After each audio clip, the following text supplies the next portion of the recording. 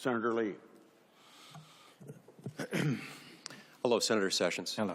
I've enjoyed working with you over the last 6 years and always found you to be someone who treats colleagues, regardless of differing viewpoints, with dignity and respect. You've taught me a great deal in the 6 years I've been here, and I've appreciated the opportunity to work with you. I think a lot of this has to do with the fact that we're both lawyers, although being a lawyer around here, certainly having a law degree is not unusual. One of the things that sets you apart and makes you different, I get the sense from you that you think of yourself not so much as a senator who used to be a lawyer, but as a lawyer who is currently serving as a senator. And I think that's an important thing, especially for someone who's been named to be the next Attorney General of the United States. Even though you and I have never had the opportunity to discuss the intricacies of the rule against perpetuities or the difference between the doctrine of worthier title and the rule in Shelley's case, I get the sense that you would eagerly engage in such banter when occasion arises. So maybe in a subsequent round we'll have the opportunity to do that. But this does raise a discussion that I'd like to have with you about the role of the lawyer.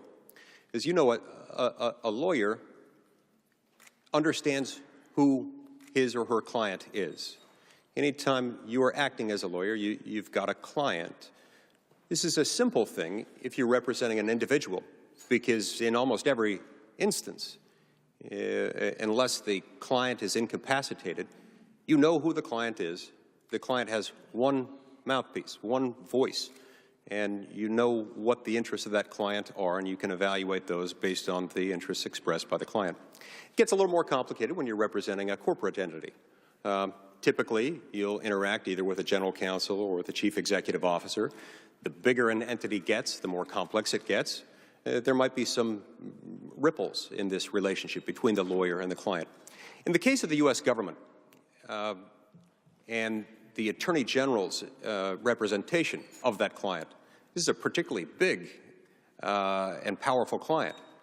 And that client has many interests. In a sense, the client is, of course, the United States of America, but at the same time, the Attorney General is there put in place by the President of the United States and serves at the pleasure of the President of the United States.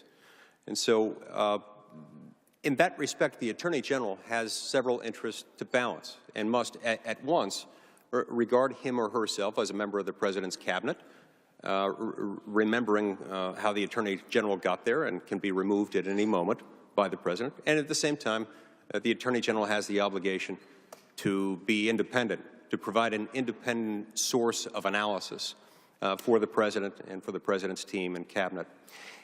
How do you understand these things as a former U.S. attorney, as a former line prosecutor, and as a senator who served on the Judiciary Committee? You've had a lot of opportunities to observe this process. How do you see the proper balancing between all these interests from the standpoint of the Attorney General? That's a very insightful or probing question, and it touches on a lot of the important issues that we, as Attorney General, would need to deal with.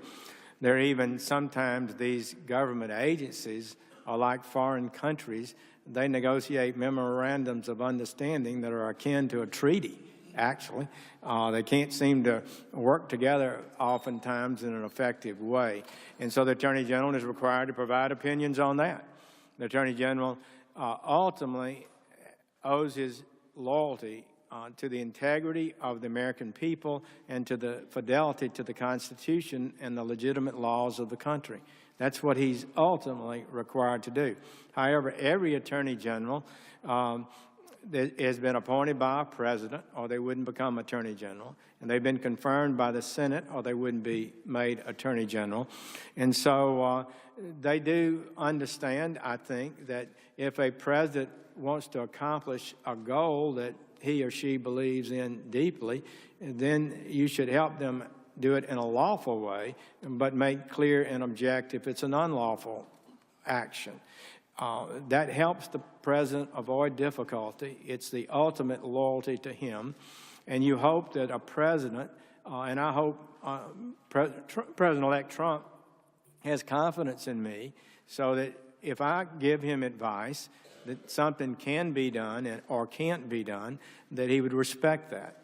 That's an important relationship, too. But ultimately, you are bound by the laws of the country. Some of that, I assume, could come into play when you're dealing with a politically sensitive case, with a case that is politically sensitive because it relates to a member of the administration or to the interplay between the executive branch and the legislative branch, for example. In some of those instances, there can be calls for a special prosecutor. On the one hand, this is a way of taking the Attorney General out of the equation so that it can be handled in a manner that reflects a degree of separation between the administration and the case. On the other hand, there are constitutional questions that are sometimes raised, and sometimes people argue that this places too much of a presumption that the special prosecutor will seek an indictment in order to justify the expense and the time put into appointing a special prosecutor.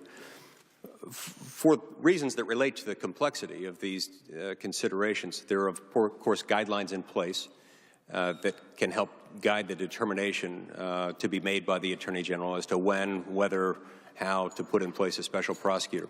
But even within these guidelines, there's a lot of flexibility, a lot of discretion in the hands of the Attorney General in deciding how to do that. Do you have anything that you would follow? What can you tell us about what considerations you would consider in deciding whether or not to appoint a special prosecutor? Well, it is not a little matter. It is a matter that's created controversy over the years. I don't think it's appropriate for the Attorney General just to willy-nilly create special prosecutors. History has not shown that has always been a smart thing to do. But there are times when objectivity is required and the absolute appearance of objectivity is required, and perhaps a special prosecutor is appropriate. The Attorney General Lynch, for example, did not appoint a special prosecutor on the Clinton matter. And I did criticize that. I was a politician. We had a campaign on. I didn't research the law in depth. It was just a reaction as a senator of a concern. But there should be great care should be taken in deciding how to make the appointment or if an appointment of a special prosecutor is required. The Department of Justice, you're not required to be a judge, to be a prosecutor. One judge said there's nothing wrong with a prosecutor who likes his work and doesn't think laws should be violated. Is that a bias? I don't think so. I think that's a strength. So I just would say that's kind of the way, the best I could give you at this point, Senator Lee. Thank you. No, that's helpful. Another challenging issue that relates to this duty of independence that attorneys general have relates to the Office of Legal Counsel. It's of course the job of the Office of Legal Counsel, or OLC as it's sometimes known, to issue opinions within the executive branch on a wide array of subjects. Some are subjects that a lot of people would find interesting.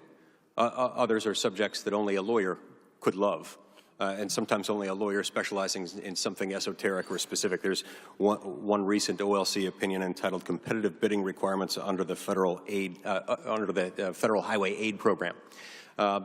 There aren't perhaps that many people who would find that interesting, but there are a lot of others that would capture immediately the public's interest. What's significant about all of these, though, no matter how broad or narrow the topic, no matter how politically sexy or dull the topic might be, they, in many instances, almost conclusively resolve a legal question within the executive branch of government. And in many instances, they're doing so on the basis of constitutional determinations that may or may not ever be litigated, such that the broaching of a constitutional topic might be opened, studied, and resolved entirely within the executive branch, largely as a result of how the lawyers within the Office of Legal Counsel decide to do their jobs. What can you tell me about what you would do, if confirmed, to ensure that the Office of Legal Counsel maintains a degree of professionalism and independence requisite for this task? Senator Lee, that office is important. It does adjudicate or actually opine on important issues related to conflicts or disputes within the great executive branch of the American government. Like you said, what kind of competition is required before you get a highway grant? There may be a disagreement about that, and OLC is asked to review it and state one position, that the government of the United States is one. It's not a multiple government. These departments are not independent agencies. And so that office is so exceedingly important, as you indicate, because many times those opinions hold, and they set policy and they affect things. Sometimes it also has the power, and I'm sure you would be sensitive to expand or constrict the bureaucracies in their ability to execute under statutes. In other words, is this within their power or is it not within their power? So there's some of the things like that that can impact the American people over time in a significant way. Senator Thank you. Klobuchar.